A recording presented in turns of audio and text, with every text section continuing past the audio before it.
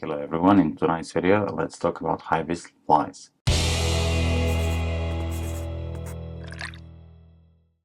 So in this video I would like to discuss one of the ways, and there are so many ways, how I like to add Hi-Viz details. Actually it's not one way, it's two ways. How I like to add Hi-Viz details on my flies, because regardless of the conditions I like to see my flies very well, because it just makes more sense.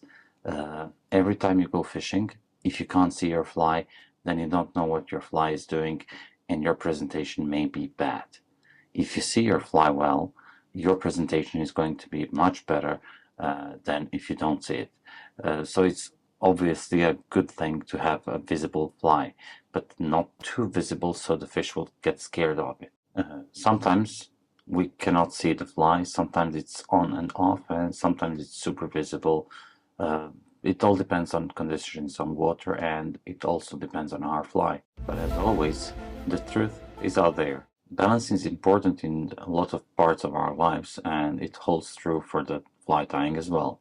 Casting a black fly in pitch dark doesn't make any sense at all, while casting a white one would make some sense. Also, in, for example, sunrise or sunset conditions, when everything is a little bit reddish and orange and in those shades, orange post wouldn't work so well as it would probably fluoro green. Fluoro green would be probably the most visible one, as long as uh, along with the white one. Most of us we fish kind of limited number of rivers, so we know what to expect on those rivers. We know if we are fishing white water most of the time, so we would use something darker, or if we are using some uh, dark kind of water where something lighter would pop out. Everyone can make a couple of flies and be ready for fishing that's ahead of him, just by making a couple of those adjustments according to the river where we intend to fish. It also, I would like to add, it also doesn't make any sense to make a fly that's kind of a bred between a disco ball and a Christmas tree. It's shiny. It would scare the fish off, especially in low conditions on chalk streams or somewhere where the water is slow and low. So it just makes sense what we do and how fish would react. So for the first fly, I'm going to tie this kind of emerger pattern, and it's quite easy one, although it has a couple of more details than my usual flies. So it has trailing shock to suggest that the fly is very vulnerable and very easy meal for the trout. It has contrasting body. It has olive ribbed with yellow, and then it has CDC wings, which I think is the best kind of wings on our flies, for many reasons, mostly because of the silhouette, as you can see here, and the air trapped in those barbs of the CDC. It gets that shimmering effect that looks pretty realistic probably to the fish, just assumption here. Obviously there is a Hi-Viz spot, and I added just a red head to imitate those BVO males, which is completely unnecessary here, but it just looks good. So let's get into tying, into materials, sorry. For the trailing shock I have Antron, kind of my way how I do it. For the body I have Kapok. For the thorax I have some squirrel dubbing mix, and then again for the head I have Kapok again. Wings are CDC, and this is kind of synthetic thread, which I don't know the brand because it's not, my friend just gave me on the spool, but it looks like kind of a polypropylene thread with very fine fibers, super fine fibers. It's not like those parachute posts for polypropylene. So let's get into tying. For the hook I'm using, it's Tiemco 2487 barbless, and the size is 14. Obviously, I love Tiemco hooks because they're pretty consistent, and that's what's very appealing to me. I like to know what to expect from a hook, from any material I want to, for that case.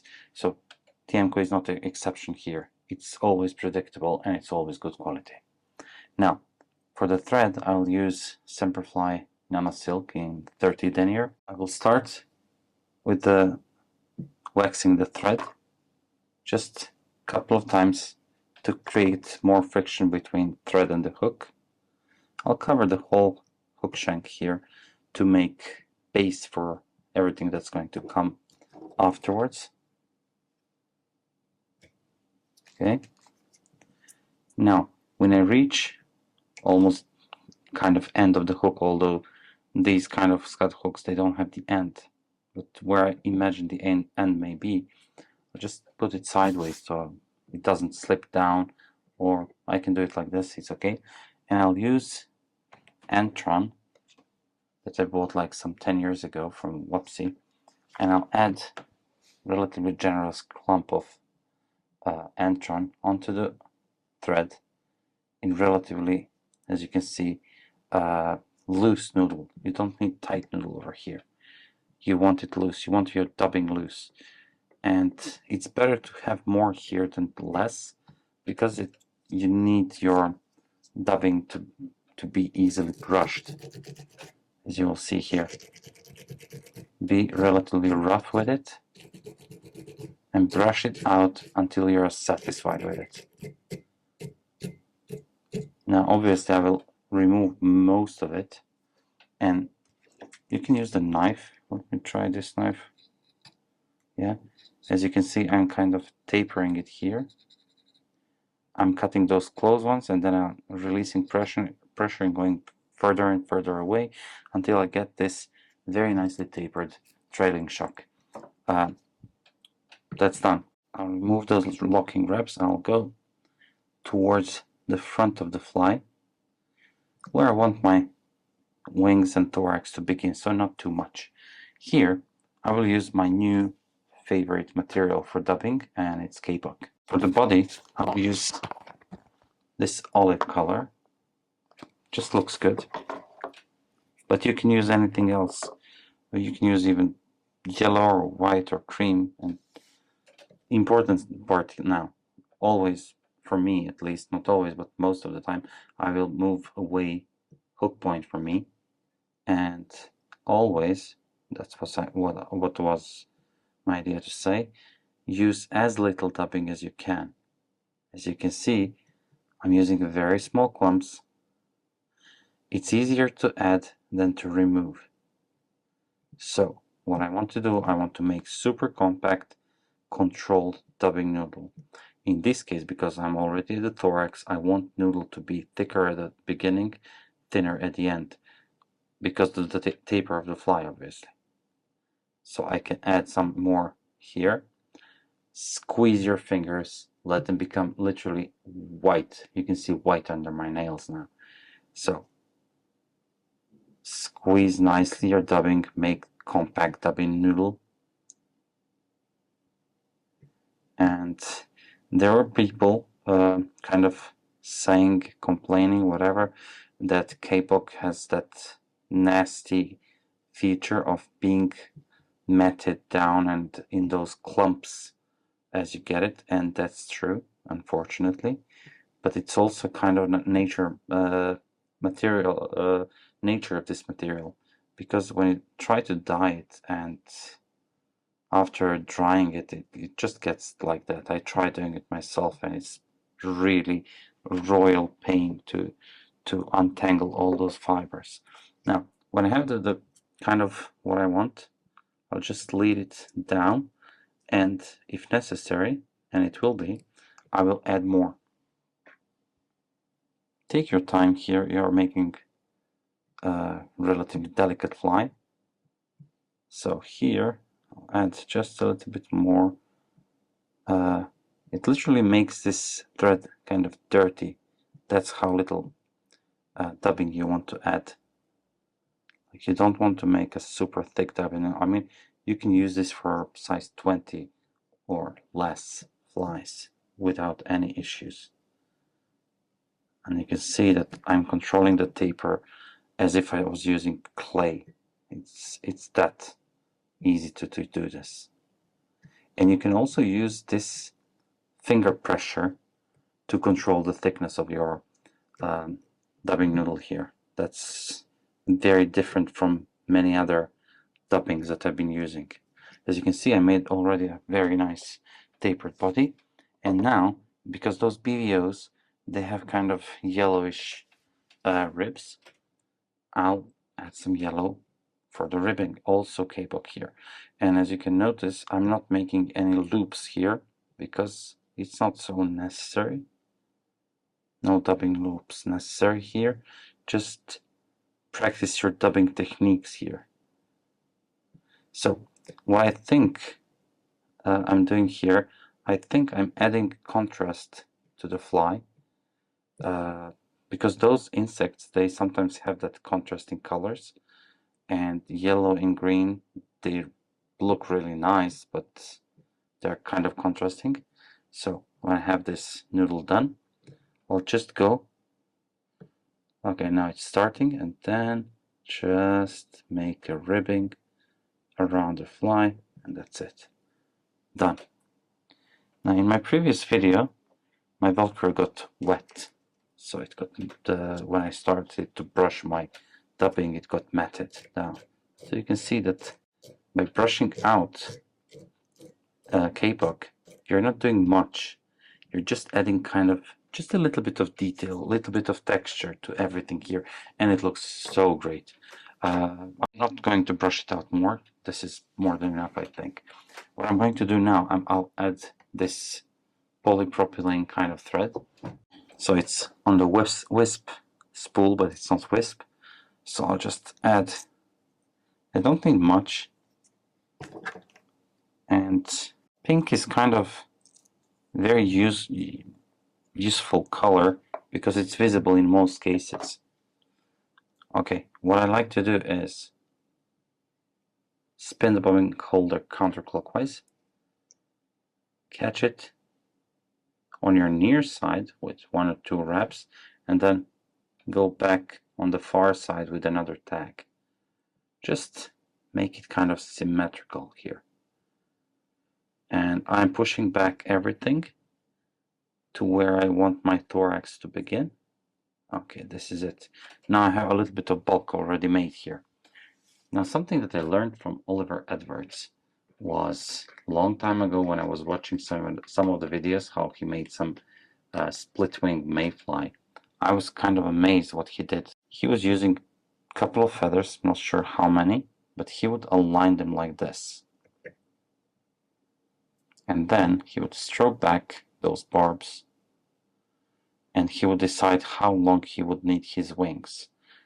I'll just use a little bit less, so like this. I can obviously shorten my wings, that's important. Cut the tips of those feathers, and then push all those barbs towards the X tips here and make this V shape. Counter spin the bobbin holder, counter spin, and then make 1, 2 loose wraps.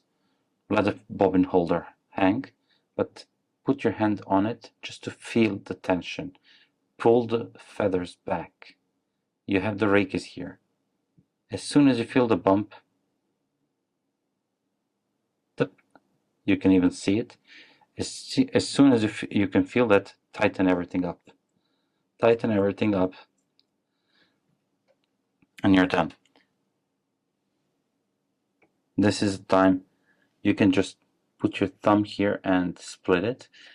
Usually I would use those to split and make a cover, but because I already have this pink tag, I don't want these. Although if I need more buoyant fly, I can just kind of add some tension and apply some tension, and then just with scissors go like this and take a couple of more barbs away from the rakes. Okay,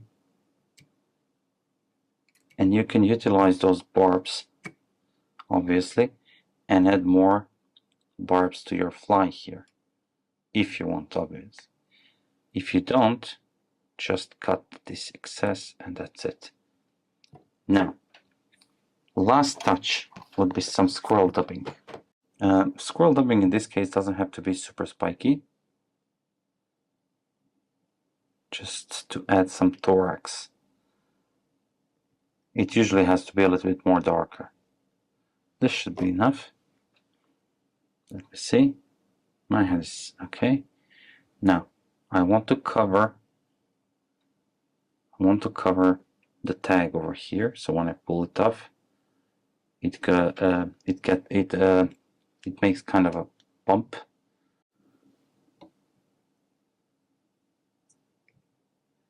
Okay. Now we will push this with nails and split it, and then push towards the front the tag end of the pink Hi-Viz thread. See, I try to catch it, but it just doesn't want to listen. So counterspin the bobbin holder and then go around. It jumps into your fingers, 2 loose wraps, and then pull upwards. And then you can tighten with your thread. And then look at this. I'm going backwards here, creating kind of a head and a base for the tag. Because when I come here, I can catch the base, but I will counterspin the thread once more because I want this thread kind of to dive into the thread, pink thread. Okay, now you can flatten the thread, make a web finish knot.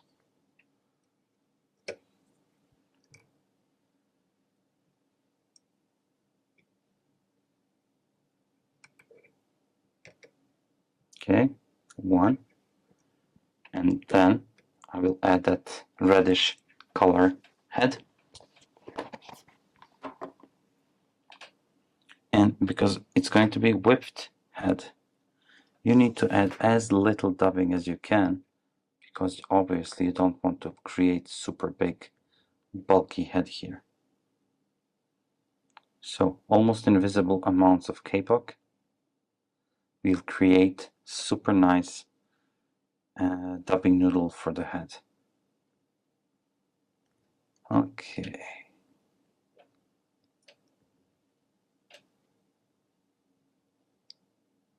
Okay, I'll just spread it out a little bit. Those fibers, kapok fibers, are super duper short. So much shorter than anything else I've been using. So it's quite different dubbing material than anything else. Okay.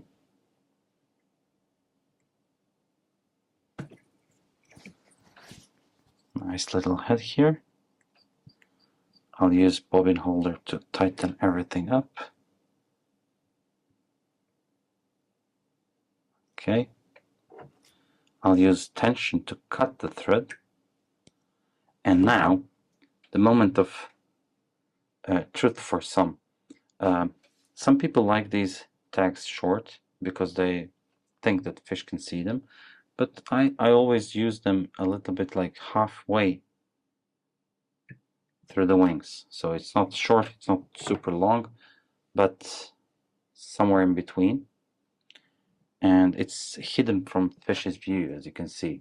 It's almost invisible for the fish. But when you turn the fly towards yourself, it's very visible.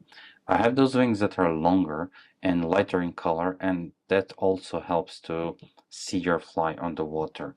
Curved hook will help the fly sit lower in the film. Trailing shark, as I said, suggests eat me movement, and that's it. We have a very nice emerger that will catch your fish almost anywhere in the world. Now here I have pink tag, same as I was using for the Hi-Viz post of the previous fly. Some hairs with some UV dubbing inside, and thread wisp 8/0. And I have just a little bit of space for the head here, as you can see, not too much, but it's also not slippery. It's not a bare hook. Very important thing. I have some natural and all-purpose deer hair in natural color. It's not dyed. I'm using clump that's less than I would usually use because I will add some more. So I will add this plus something else. So this is exactly how long I want it. I'll counterspin the bobbin holder, make 2 loose straps, as you will see, one, and then behind it another one, tight straps, then press with my finger up, and then I'll make 1, 2 more. That's it. 1, 2, just to keep everything in place. Now, as it is, it's finished fly. But we want to make it more visible. So for that purpose, let's use some white deer here. I'm not sure if this one is dyed or not, but I think it's dyed because here is a little bit fragile, I think. So I assume it may be dyed. Align the tips, hold those wings, and remove those 2 wraps. Okay. Put it in the middle, more or less the same length or a little bit shorter. Again, I'll spin the bobbin holder counterclockwise again. I'll do 1, 2 loose wraps again, lift everything up, add just 1 more here because it's already small clump, it's easy to secure. Go through the hair butts a couple of times, well, 3 times, and then just do the whip finish. Flatten the thread, and now you can push your thread into the hair to secure it even more, and do a whip finish knot to secure everything here. Opa. Okay, invert the fly. Again, under tension it's easier to cut a thread, and because all those buttons are long, I can grab them and move them away from the wings and make one single cut here.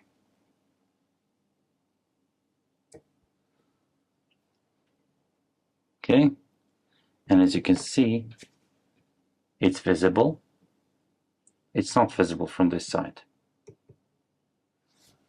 It's low riding, and that's it. So very easy to see for us, but not for the fish. So guys, thank you very much for watching. See you next time. Until then, keep safe and tight lines. Okay.